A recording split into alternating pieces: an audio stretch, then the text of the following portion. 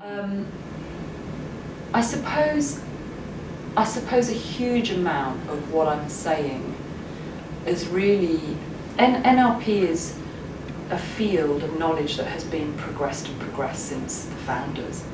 And I think all of the people in that field, and I still go to Stephen Gilligan's workshops on this, Robert Dilts, all of these people, Judith Delosier.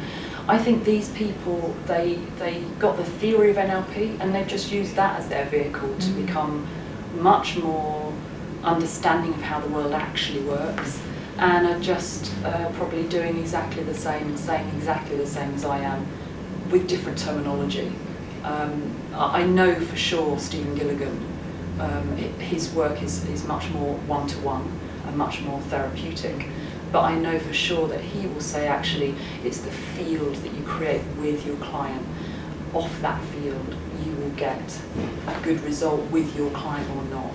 So really a conscious leader being somebody who's aware of the field they're creating, aware of their impact on the field. Yeah. And as you said, is aware that exists, that they do have an impact. Yes. And then managing that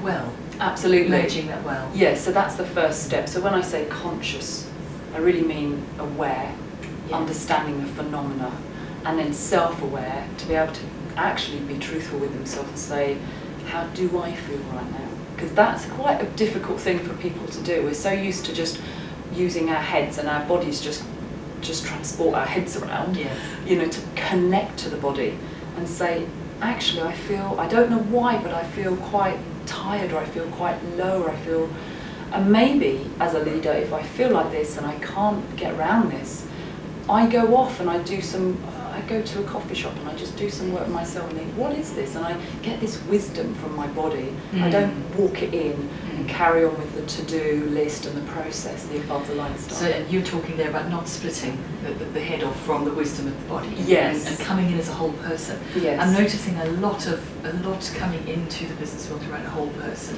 and whole leadership, and the integration of the physical and the mental and the emotional and the spiritual, purpose-led, and giving attention to wholeness is becoming more and more important. Yes, and I think this message has been coming from all different fields, but I think what we haven't maybe done so well is clearly join the dots from why do this, to you'll make far greater profit and you'll have a happier culture, etc. All the things that in the business world people are looking for, the measurements of success. Yes.